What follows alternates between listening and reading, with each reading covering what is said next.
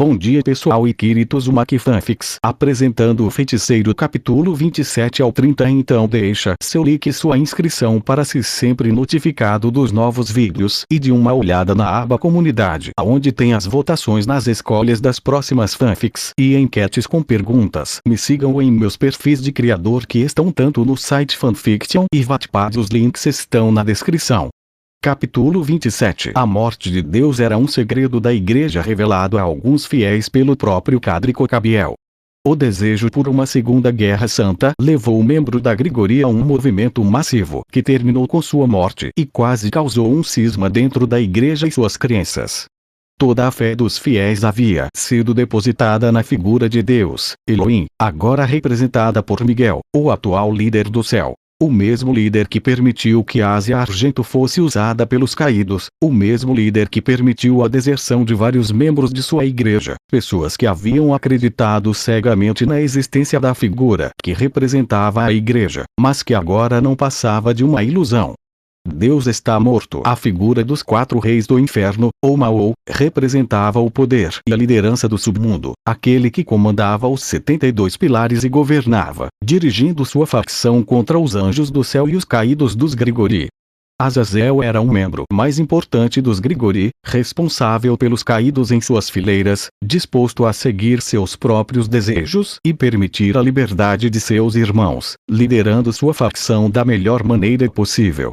A diferença entre os 3 residia na ausência de verdade dentro da igreja e do céu, na forma como a Santa Sé manipulava informações para impedir a conexão entre os fiéis e os anjos, como os impedia de saber a localização da pessoa por quem oravam, enquanto o mundo inferior e os Grigori sempre forneciam as informações correspondentes, permitindo que seus seguidores vissem com seus próprios olhos os líderes que os guiavam, permitindo que os fiéis tivessem uma imagem de seu líder.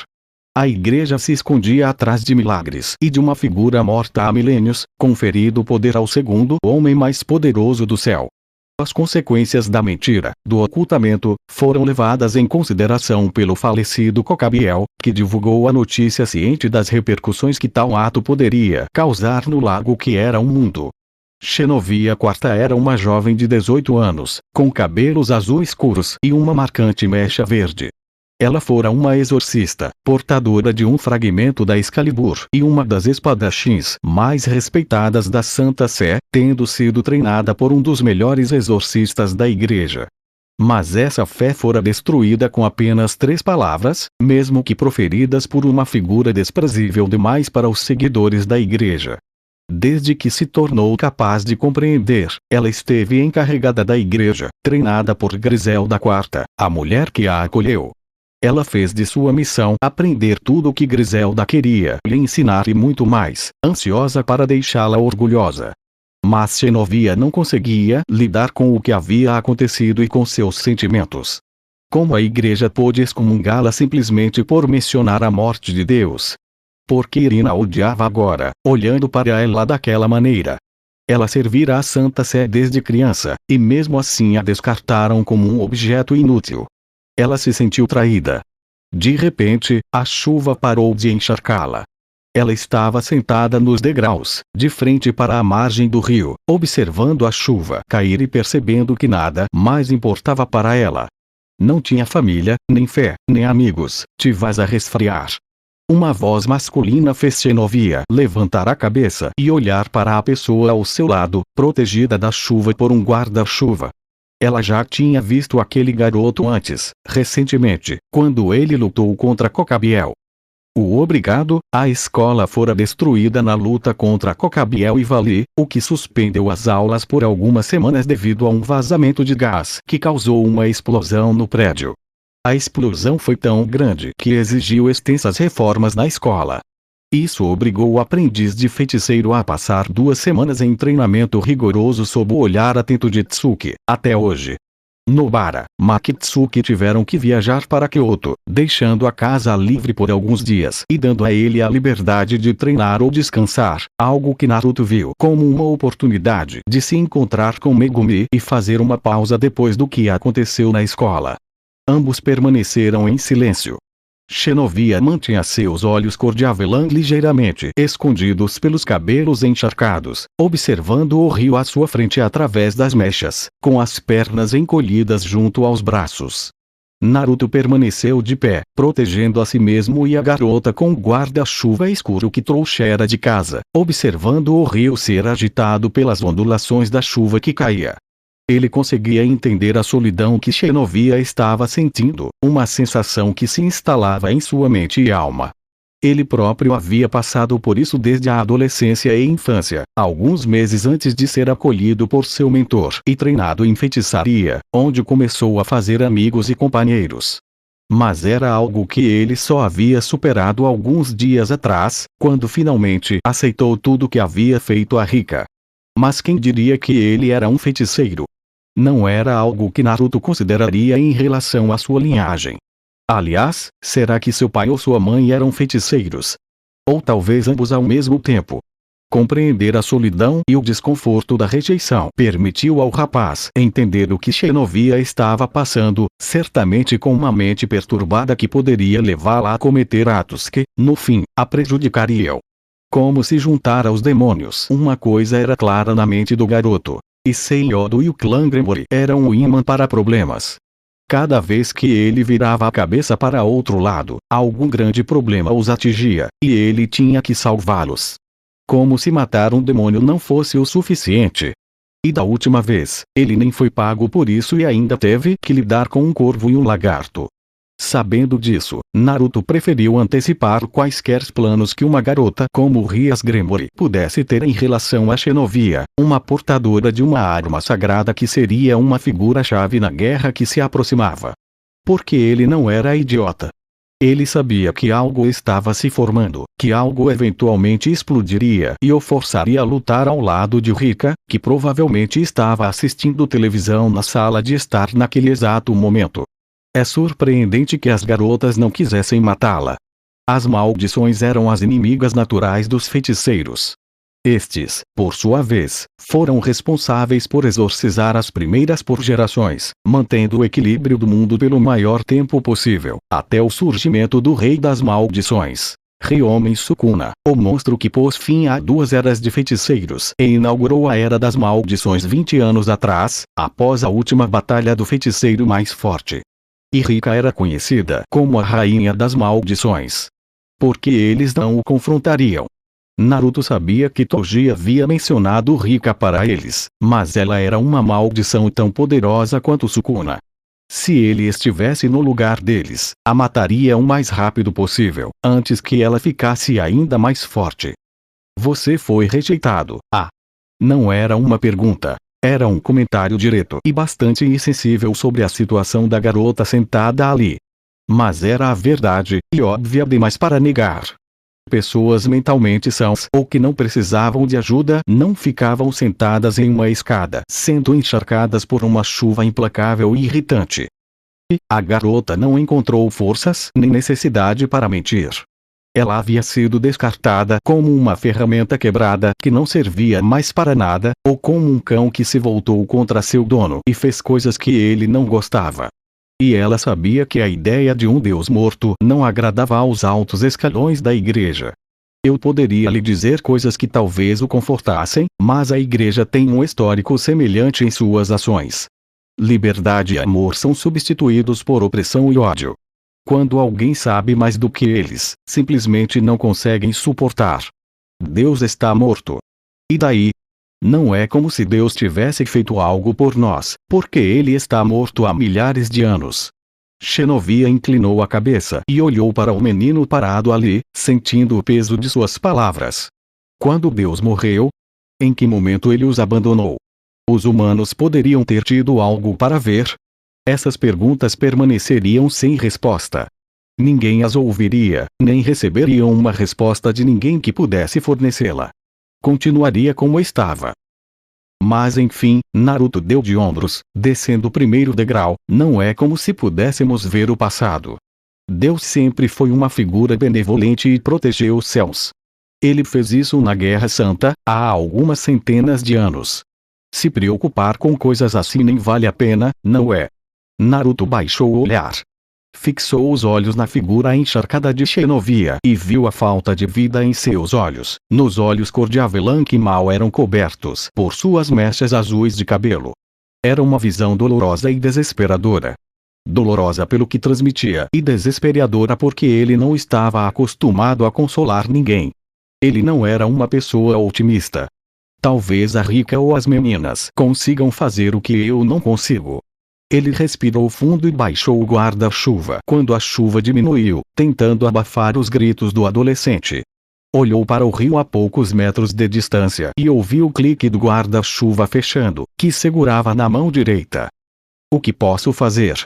A voz de Xenovia estava abafada. Ela havia enterrado o rosto nos braços, escondendo de olhares curiosos. Se perguntado, Naruto diria que a garota estava chorando ou escondendo o início de lágrimas que eventualmente cairiam. O que você estava planejando? Ela havia sido excomungada, mas não sabia fazer nada. Xenovia tinha consciência de sua habilidade com a espada, do que podia fazer usando Durandal em um confronto. Tenho pensado em me juntar aos Gremores. Um tique nervoso surgiu no rosto do aprendiz de feiticeiro ao ouvir o nome de Gremore, o sobrenome daquela garota de cabelos cor de sangue e olhos espumosos como espuma do mar. E você não preferiria continuar sendo humano? Então o que eu devo fazer? Tudo que eu sei é lutar. Eu só fui treinado para ser uma ferramenta. Se você quer ser uma ferramenta, pelo menos não abra mão da sua humanidade, mulher. Naruto parou na mesma altura que Xenovia e tocou sua testa com 2 dedos. Deus estar morto não é motivo suficiente para você abandonar suas crenças e objetivos. Um humano sempre pode superar a adversidade, enquanto demônios só buscam alimentar seus egos. Siga-me. Vou mostrar a vocês que os humanos ainda têm força. Capítulo 28. Duas figuras estavam frente a frente, separadas apenas por alguns metros de grama, o único obstáculo sendo a grama balançando na suave brisa da tarde. Lentamente, o sol se pôs no horizonte, transformando o céu chuvoso e escuro de nuvens em um céu claro e flamejante, com suas nuvens tingidas de um tom púrpura pela mistura de azul e laranja. Tanto a figura masculina quanto a feminina portavam uma espada na mão direita. A espada do aprendiz de feiticeiro era a espada romana, oculta dentro dele por sua maldição de armazenamento, juntamente com todo o seu arsenal, que seu companheiro podia usar a qualquer momento em que fosse necessário. A arma do ex-exorcista era a arma sagrada Durandal, uma imensa espada de 2 mãos imbuída de poder sagrado, que ninguém conseguira empunhar desde seu dono anterior. Isso fazia de Xenovia uma das poucas pessoas a possuir uma arma sagrada naturalmente, sem qualquer auxílio para transformá-la em portadora de Durandal. A arma sagrada era uma espada imensa, uma arma de 2 mãos com lâmina larga de cor azul escura e borda dourada, como se tivesse sido banhada em ouro. Naruto teve que admitir que o poder emanado daquela espada era imenso, alcançando até mesmo o local onde ele estava. Ele não tinha dúvidas de que alguém fora daquela clareira, seu campo de treinamento habitual, poderia senti-lo. Não era um poder avassalador como o de Rika em sua forma de rainha das maldições, e não era tão poderoso quanto o de Kokabiel, mas era forte o suficiente para fazê-lo soar levemente e compreender algo. Experiência. O poder de Durandal era imenso e possivelmente escondia algo muito mais interessante em si, mas Xenovia não tinha o treinamento e a experiência necessários para empunhar todo o poder da arma. Isso poderia levar qualquer um a ver a espada sagrada como uma mera ferramenta nas mãos de uma criança. E seria compreensível pensar assim. Ele poderia pensar isso, apesar de não possuir uma arma tão poderosa no arsenal herdado de seu mestre, que não parecia particularmente interessado em continuar usando tais armas, o que era realmente estranho. Para que Durandal fosse usada com eficácia, Xenovia precisava se tornar uma só com a espada sagrada, transformando a arma em uma extensão de si mesma que se movesse sob seu comando e usasse seu poder quando a situação exigisse. E só havia uma maneira de fazer isso: treinando. Naruto poderia dizer que o treinamento dos exorcistas foi um bom começo, mas ignorou aspectos importantes do treinamento deles. Por que Xenovia não foi treinada em força?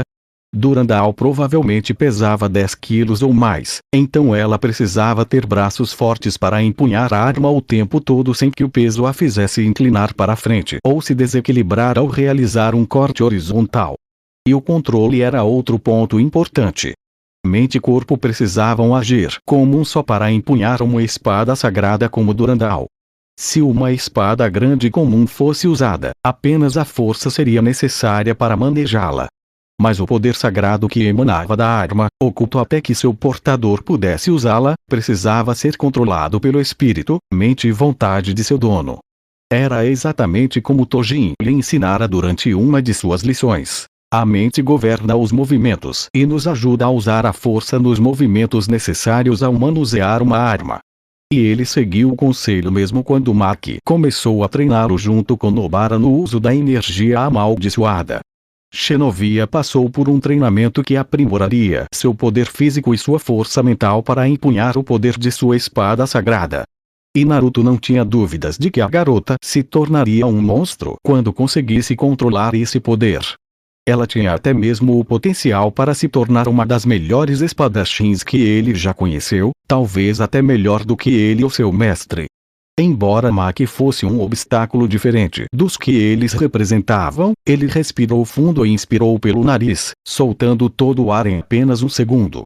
Não desviou o olhar de Durandal, acompanhando os movimentos da garota enquanto ela se posicionava para lutar. Ele tinha a tarefa de provar que os humanos tinham um lugar neste mundo.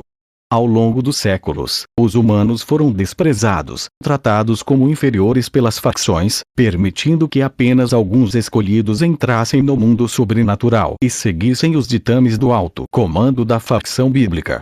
Alguns deles eram bem conhecidos. São Jorge, Rei Arthur, mas seu legado passou para a vida após a morte, permanecendo apenas na memória, suas histórias contadas como meros mitos. No entanto, isso não era exclusivo da mitologia cristã. Podemos começar. A impaciência transbordava da boca da garota. Sem ter para onde voltar, sem propósito, ela havia mergulhado no desespero, aterrorizada com o que poderia acontecer após o confronto. Sua mente, completamente caótica, estava obcecada pelos gremores. Você está impaciente? Disse Xenovia, dando um passo à frente e brandindo sua espada em um poderoso golpe descendente que rachou o chão onde o garoto estava. Naruto deu um pulo no último segundo, observando os movimentos erráticos da mulher de cabelos azuis. Você deveria se acalmar, Xenovia IV. Você não é o sem-teto. A espada romana e a Durandal se encontraram no meio do caminho. Naruto sentiu a força do golpe, que foi avassaladora, forçando-o a inclinar-se para trás o máximo possível e deixar a lâmina passar por cima dele, impedindo assim que sua própria arma fosse destruída pelo poder avassalador da espada sagrada.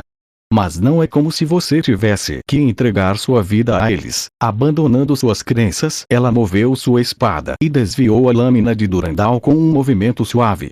Rangendo os dentes, guiou seu punho esquerdo para golpear a lâmina azulada da espada grande, fazendo Xenovia cambalear para trás, mas deixando o sangue escorrer de sua mão mutilada. Você vai jogar fora tudo o que te ensinaram, Xenovia. Você é uma mulher linda, mas ingênua demais. Durandal moveu-se conforme os comandos de seu portador.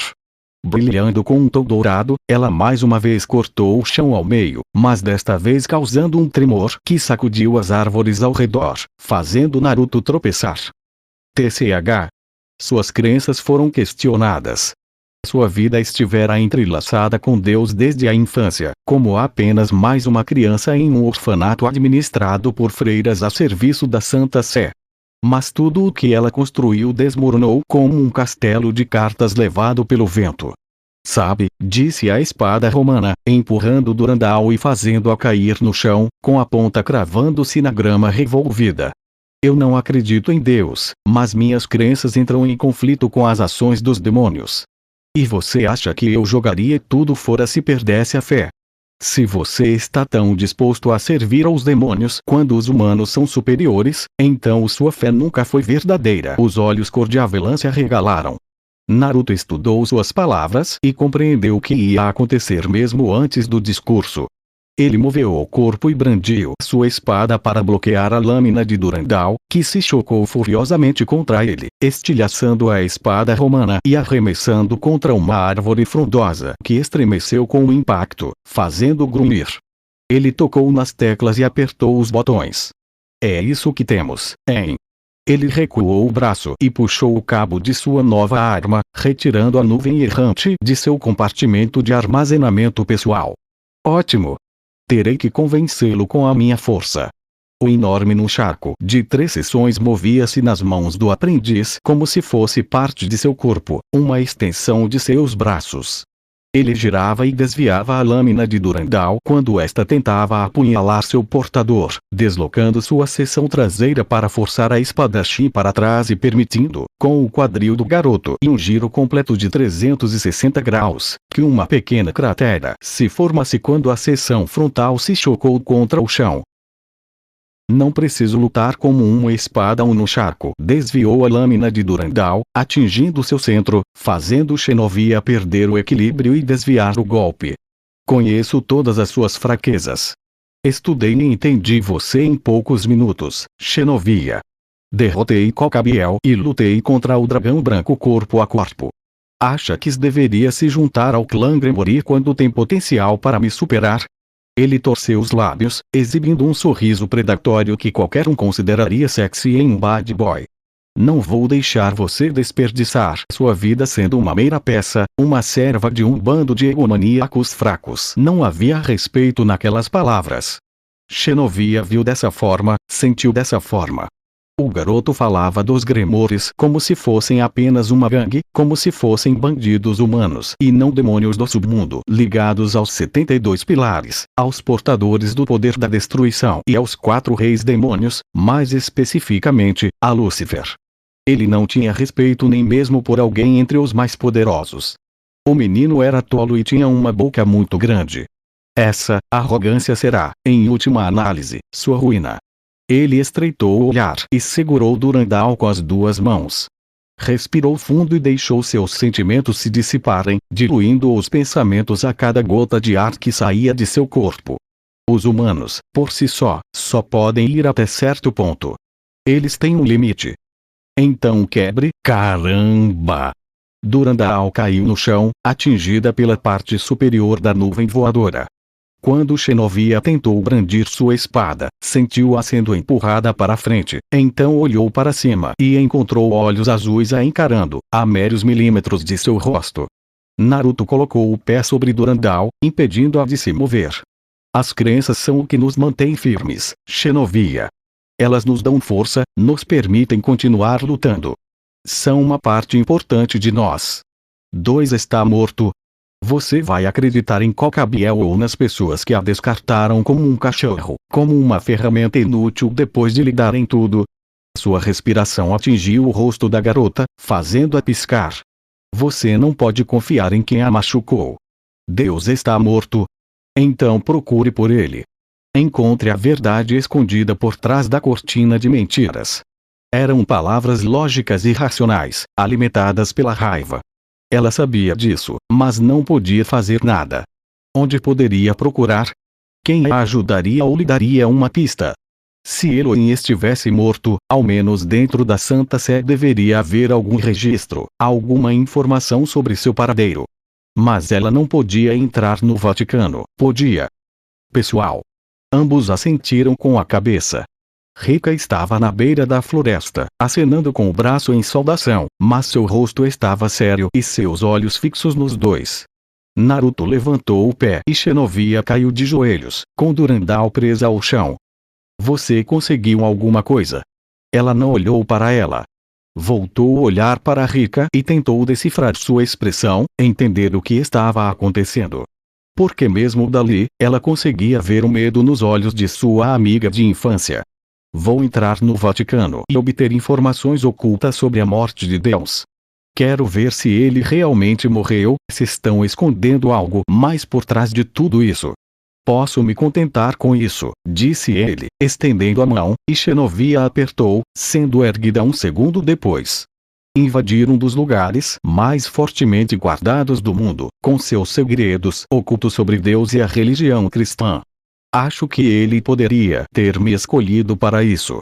A garota olhou fixamente, com os olhos arregalados, para o aprendiz de feiticeiro. Você vem? Você espera que eu a deixe em paz? Ah! Eu não sou tão terrível assim, Xenovia. E se for para atacar a Santa Sé, quero abalar um pouco seus alicerces com minhas ações. Porque meu único Deus é o dinheiro. Capítulo 29. Uma mulher estava sentada em uma almofada na posição Seiza, diante de uma xícara fumegante de chá preto e um pires repleto de bolinhos de arroz recém-servidos. Ela vestia um kimono preto que se ajustava ao seu corpo, com detalhes prateados adornados por uma corrente de luas bordada em fios de ouro nas costas. Essa corrente representava o ciclo lunar, da noite sem lua cheia, abrangendo todas as suas fases. Era um design belíssimo. A figura da mulher era curvilínea, delicada e esbelta, dando às roupas uma forma muito mais folgada do que realmente eram, como se mal cobrissem alguma coisa, pendendo de um corpo que parecia não existir, embora estivesse ali. Os cabelos, negros como a própria noite, caíam retos sobre os ombros da mulher, abrindo-se para cobrir seus seios seminos, devido à abertura do kimono, e duas grossas mechas emolduravam seu rosto feminino e anguloso, representando assim o lado doce e feroz de uma guerreira. O pensamento germinou na mente de Naruto enquanto ele se sentava em frente à mulher, cruzando as pernas e assumindo uma postura relaxada, com as costas retas e os olhos fixos no rosto dela, procurando por qualquer cicatriz ou imperfeição. Mas a pele dela era lisa e macia, sem cicatrizes, imperfeições ou qualquer dano causado pelo sol, calor ou frio extremo. Poderia ser considerado perfeito. Ele já se sentira assim antes, ao ver Tsuki Maki. Com Nobara, era diferente, mas o caminho que ele seguiu foi o mesmo de quando olhou para as duas primeiras, e até mesmo quando olhou para Xenovia. Todas as quatro eram lutadoras, mas a mulher à sua frente era diferente de tudo que ele vira antes, do que as garotas o faziam sentir. Era como se ele estivesse observando uma predadora sentada ali, tomando o chá que Rika lhe servira. E o feiçoar. Naruto Uzumaki, a voz era doce e melodiosa, mas fez um arrepio percorrer a espinha do garoto, fazendo-o enrijecer como se tivesse levado uma bronca da mãe. Toji Dono escolheu bem seu sucessor, vejo. E ele lhe deu o treinamento completo de um feiticeiro, com algumas adições de Tsuki-chan e dos outros, certo? É assim mesmo. Toji o treinou no manuseio de armas até a exaustão. Maki o treinou no uso do próprio corpo como arma. Nobara o ensinou os princípios da energia amaldiçoada, como materializá-la. Itsuki o treinou para entender o que era a energia amaldiçoada e o que ele poderia fazer com ela como um todo. Ah, entendo. As garotas realmente fizeram um trabalho notável, mesmo quando a Sociedade dos Feiticeiros exigiu sua execução junto com a de Toji Dono. O copo foi delicadamente e silenciosamente colocado sobre a pequena mesa entre eles. Gakuganji e alguns dos outros anciãos acreditam que sua existência é uma mancha, a causa da Guerra dos Feiticeiros que destruiu a sociedade 20 anos atrás, dizimando quase todos os feiticeiros. Eu a vejo mais pelo que você é como um todo. Como um todo. O que somos nós para você?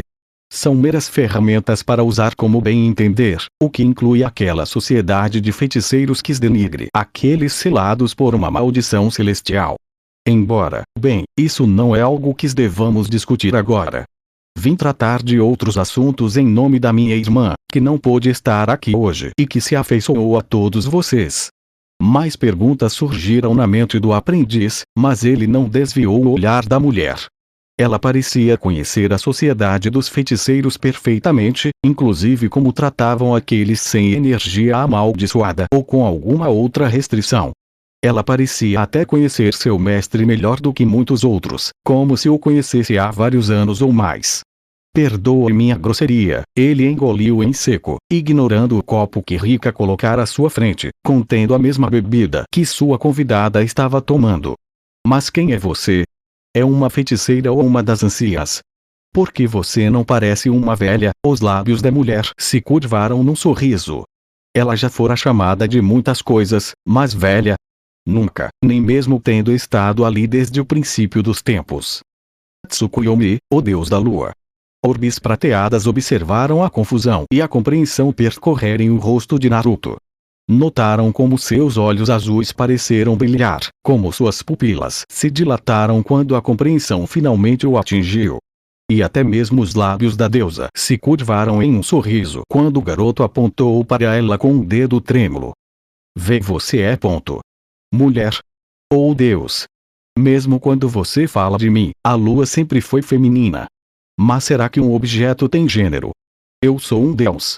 Não tenho algo como gênero que você possa definir ou que a mente humana possa compreender.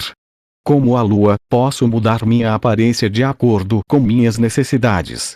Ao saber da sua apreciação por mulheres, decidi assumir esse aspecto. Mas Amaterasu é uma mulher.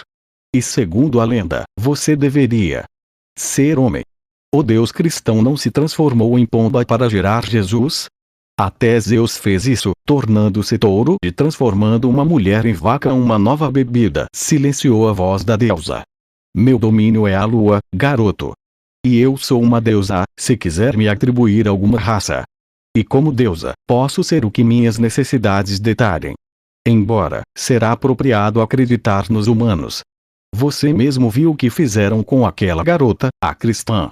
Não tenho dúvidas de que, ao longo dos séculos, histórias e mitos mudaram e transformaram o que somos naquilo que os mortais almejam. O ar encheu os pulmões do garoto quando ele finalmente conseguiu se acalmar. Ele tinha um deus lhe dando uma lição sobre como ser um deus. E ele não conseguia perceber o quão surreal era a situação. Apesar de estar no mundo sobrenatural e ter enfrentado Cocabiel e o portador do dragão, qual era a probabilidade de um deus aparecer em sua casa? Ele sempre pensou que acabaria matando um deus, não tendo uma conversa tranquila com ele. Eu entendo. Tsukuyomi encarou o rosto do garoto por alguns segundos e então riu baixinho, divertida com a imagem que o garoto refletia para ela. Eu só estava brincando com você, disse ele, colocando o copo completamente vazio sobre a mesa, que Rika encheu novamente segundos depois. Teria sido pior se minha irmã tivesse vindo. Ela teria feito coisas piores. Ela pode ser uma representação da luz, mas até eu acho o humor dela um pouco parecido com o de um certo ninja de uma história fictícia. Enfim, ele respirou fundo e sua expressão ficou muito mais calma e gentil. Vinha a pedido da minha irmã por causa de um assunto importante. Com a informação de que havia um deus em sua casa agora assimilada, Naruto olhou novamente para a mulher sentada à sua frente, seus olhos prateados o encarando sem piscar. Eles eram lindos. O que os deuses poderiam querer de mim? Que você seja nosso representante na reunião que ocorrerá na academia da cidade, com as 3 facções da facção bíblica. Azazel dos Grigori sempre fora um anjo excessivamente inclinado à paz, e esta era sua última tentativa de obter a tranquilidade que tanto almejava para continuar sua expansão dos artefatos sagrados. E embora fosse um ato benevolente, Tsukuyomi o considerava uma perda de tempo. Os cristãos eram egocêntricos e de mente fechada, acreditando que outras religiões eram pagas e caçando-as como cães. Uma reunião. Os líderes da facção bíblica organizaram uma reunião para discutir acordos de paz. E nós, os shintoístas, seremos os árbitros nessa reunião, já que eles estão usando nossas terras para sediá-la. Sendo assim, devemos impedir uma guerra em nosso território. O Japão era território shintoísta em toda a sua extensão, mas a cidade de Koa foi concedida a Sona Citri quando Serafal solicitou um lugar para sua irmã mais nova, resultando no aparecimento de Rias Gremori pouco tempo depois. Isso enfureceu alguns deuses, mas não Tsukuyomi. Ela acreditava que manter as irmãs de 2 Mao sob seu controle os manteria em silêncio. Elas eram, na prática, suas reféns e assim permaneceriam até deixarem a cidade. Pelo menos, era assim antes. Cocabiel tinha estragado tudo e irritado os deuses shintoístas, algo que a facção bíblica não viu nem abordou, acreditando que eram os únicos afetados. A reunião poderia ter sido entre os líderes da facção bíblica, mas tanto ela quanto Amaterasu haviam imposto seu representante, e este representante seria obrigado a comparecer. Porque eu, Maki, Nobara ou Tsuki estão muito mais bem preparadas e são mais fortes. Você não irá sozinho. 2 feiticeiros da sociedade dos feiticeiros o acompanharão. Seus olhos se desviaram e se fixaram na porta Shojin, e você pode trazer aquela garota. A porta se abriu como uma força invisível e Xenovia caiu para a frente, atingindo o chão com um baque surdo que fez Rika e Naruto piscarem. Xenovia, portador de Durandal, a espada sagrada. Agora que você foi acolhido pelo campeão do sol, acredito que seja hora de seguir o caminho que o destino escolheu para você. Mas, Tsukuyomi-sama, Naruto chamou a atenção da deusa. Campeão do sol? Isso é coisa de campeão, e eu não sou um campeão. Eu nem consigo derrotar um de grau especial sozinho. Tojido não é meu campeão. E você é o campeão da minha irmã. Gentilmente, Tsukuyomi ajudou Xenovia a se levantar. E ela tem um caminho a percorrer, e você está aqui para guiá-la. Os olhos prateados da deusa fitaram os 3 adolescentes. Rei e rainha terão sua vingança, mas os mortos caminham. Bem, é hora de eu retornar ao palácio. Tsukuyomi foi envolvida por uma luz prateada e, num instante, desapareceu daquele cômodo, deixando para trás um prato vazio e um copo com um 10º de chá ainda por beber, além de uma impressão marcante nos jovens que ficaram. A mente de Xenovia era um caos. Uma estranha sensação a percorreu quando Tsukuyomi a tocou, mesmo que tenha sido apenas para ajudá-la a se levantar, e agora aquelas palavras martelavam constantemente em sua cabeça, golpeando o gongo que era seu cérebro até que estivessem completamente gravadas em sua memória. E a situação para Naruto e Rika não era nada melhor. Eu devia ter imaginado que algo ia acontecer, praguejou o garoto, batendo com o punho na mesa. Toda vez que eu desvio o olhar, os demônios só causam problemas. Devemos esperar pelas garotas? Perguntou Rika, observando a cena que a deusa havia deixado para trás. Não. Não sabemos exatamente quanto tempo falta para a reunião e não podemos incomodar os outros. Os olhos Safira se voltaram para Xenovia e depois para Rika. Cabe a nós resolver isso.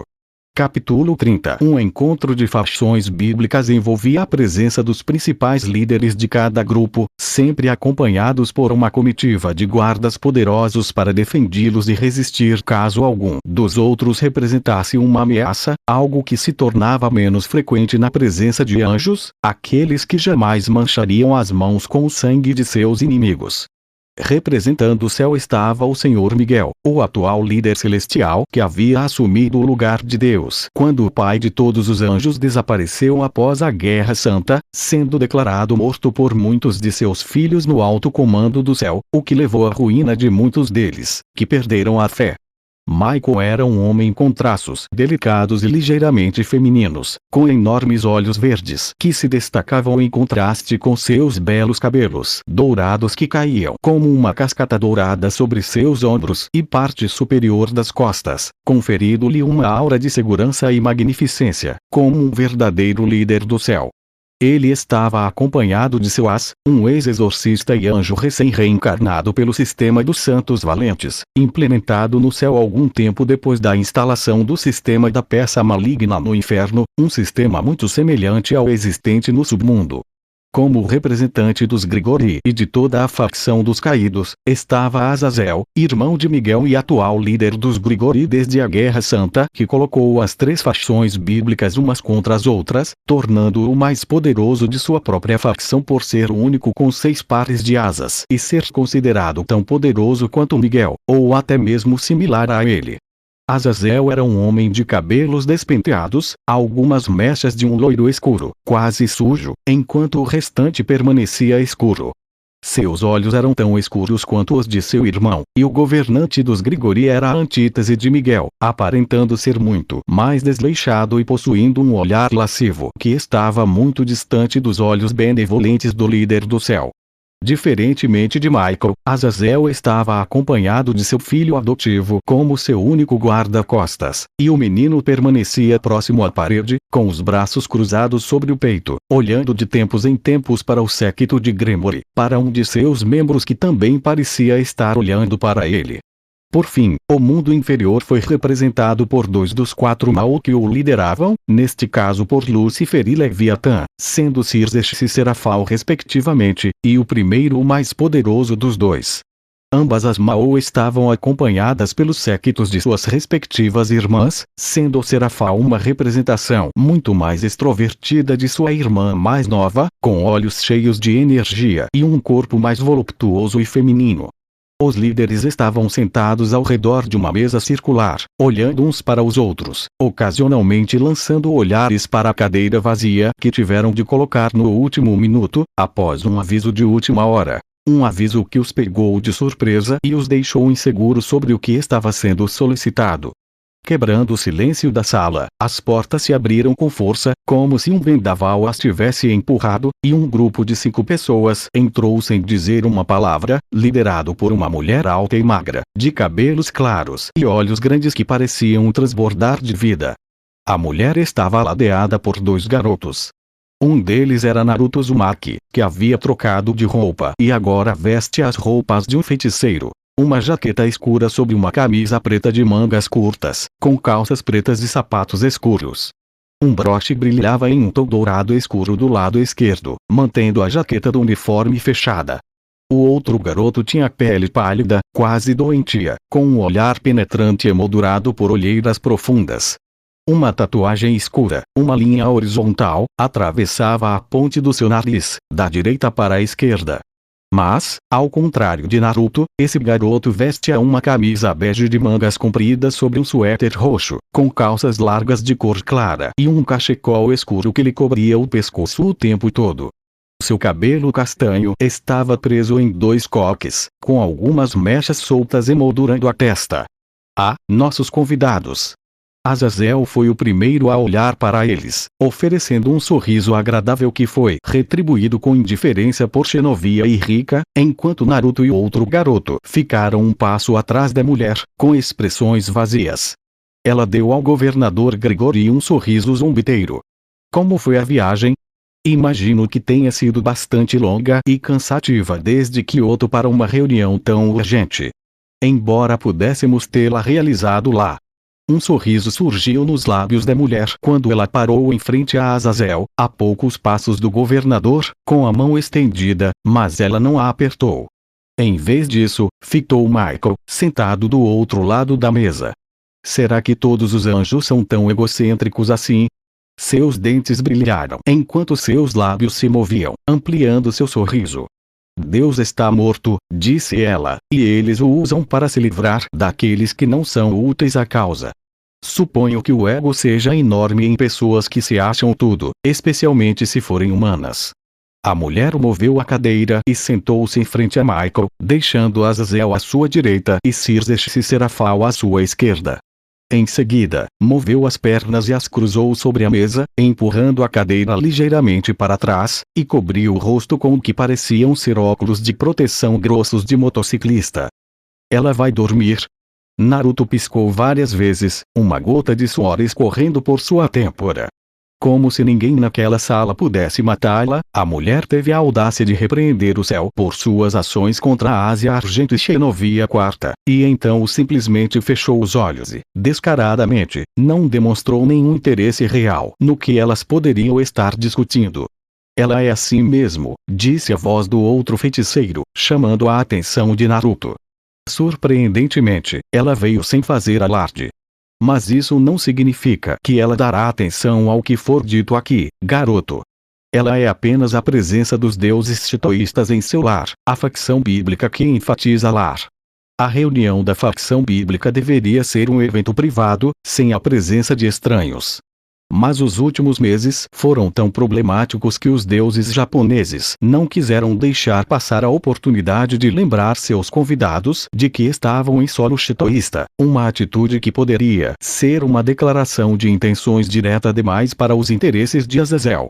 O atual governador de Grigori queria usar aquele encontro como ponto de partida, um começo para a paz entre os panteões, uma paz que se estenderia por séculos e não se restringiria à facção bíblica. Mas os shintoístas não estavam muito interessados em seguir as regras, em estender a mão pela paz. E isso era compreensível. Exorcistas, caídos e demônios usavam as ruas de Ko como seu próprio campo de batalha para suas disputas internas, o que havia irritado certas pessoas que ninguém esperava. Ao perceber o completo desinteresse da mulher na reunião, o olhar do governador se voltou para seus acompanhantes. Ele não reconheceu o homem de aparência doentia, mas o adolescente ao seu lado lhe era bastante familiar. Como poderia esquecer o garoto que matara seu irmão e quase partira seu filho adotivo ao meio? O nome de Naruto ecoava nos Grigori desde então, e Azazel estava interessado no garoto que quase matara seu filho adotivo. Então você é aquele garoto. Naruto Uzumaki. Todos os olhares se voltaram para Naruto. Eles não o reconheceram até Azazel mencionar seu nome. Suas roupas eram completamente diferentes de seu traje habitual, sua aura era o completo oposto do que ele havia projetado até então. Até mesmo seu cabelo bem aparado lhe dava uma aparência diferente, como se ele tivesse amadurecido ou crescido em apenas algumas semanas. E o mais notável nela era o seu corpo. Surpreendentemente, o corpo do aprendiz havia sofrido uma transformação notável após tanto treinamento como Aki, que refinara meticulosamente cada aspecto físico que ele considerava fraco. Graças a isso, seu corpo fora construído com quase perfeição. Ele não tinha músculos monstruosos nem uma aparência de ogro. Cada músculo era perfeitamente definido, bem torneado e duro o suficiente para dar a impressão de um físico indestrutível se alguém olhasse atentamente, embora tudo isso estivesse escondido sob suas roupas. Imagino que o senhor me conheça, senhor. Azazel, governante de Grigori e pai de Vali, disse ele, gesticulando para trás, na direção do garoto encostado na parede. Os olhos de Vali se desviaram da pessoa que lhe interessava no grupo de Gremori para o aprendiz de feiticeiro. Acredito que vocês se conheceram durante o incidente com Kokabiel. Sim, o sorriso se endureceu. Naruto fixou os olhos em Vali e nem sequer piscou. Já nos encontramos, mas não diria que de uma forma que leve a uma irmandade. Os dois adolescentes se encararam intensamente. As últimas palavras do jovem aprendiz de feiticeiro ainda ecoavam na mente do descendente de Lúcifer como uma lembrança constante, algo gravado em sua memória. E essa era a intenção de Naruto, que a ameaça servisse como um lembrete do que aconteceria se eles se encontrassem novamente no campo de batalha, frente a frente.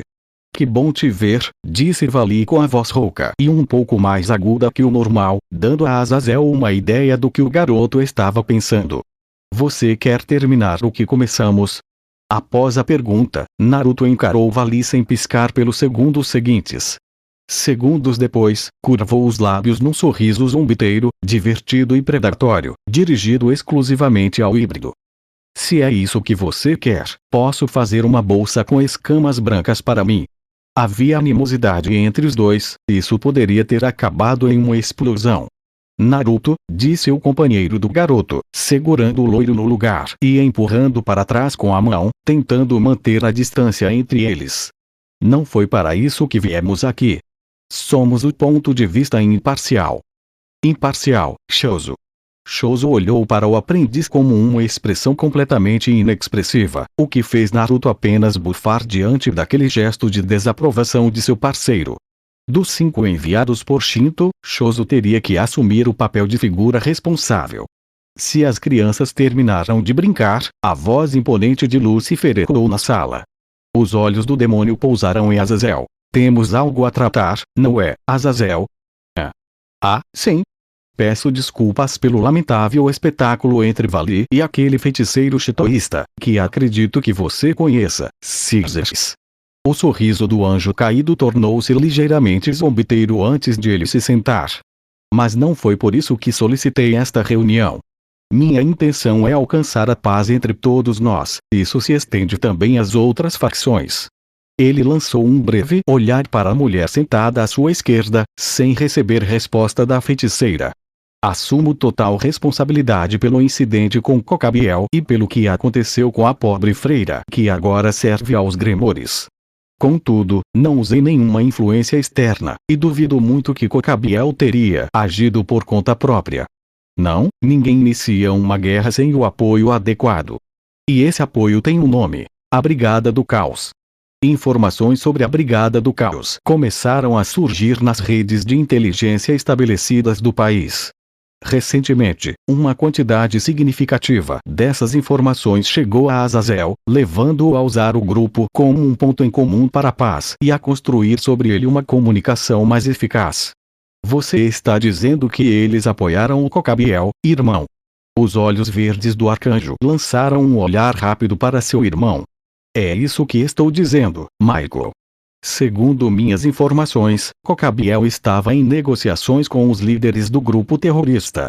E foram eles que pressionaram pela busca dos fragmentos da Excalibur para refazer a espada e provocar a Segunda Guerra Santa.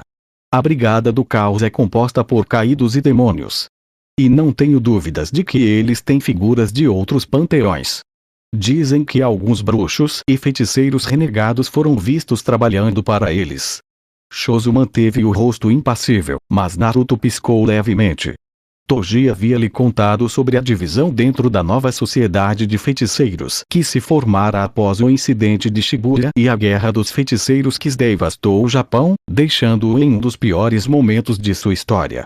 E não era surpresa que muitos tivessem mudado de lado, encontrando um lugar para pertencer. Ele até poderia fazer isso. Vejo que a visão que os caídos têm de nós, feiticeiros, é presunçosa demais. Eles deveriam sempre ser o eixo, o centro do mundo, não é?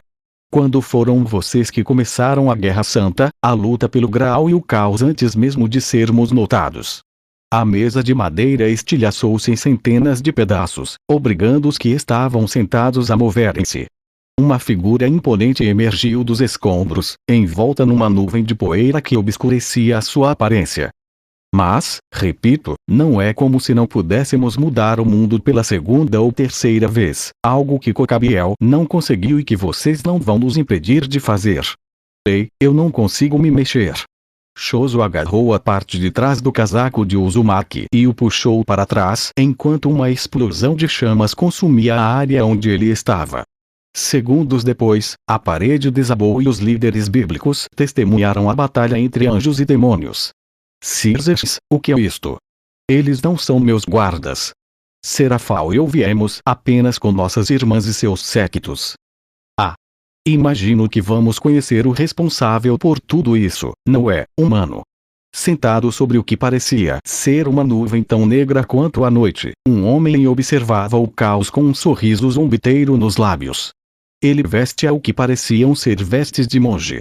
O rakuzu de cor clara com padrões quadriculados cobria um yukata preto, e seus pés estavam cobertos por tabis-ori, sandálias de plataforma semelhantes à madeira. Devo te dar um prêmio, passarinho perdido. Ou você deveria apenas cuidar da sua própria vida.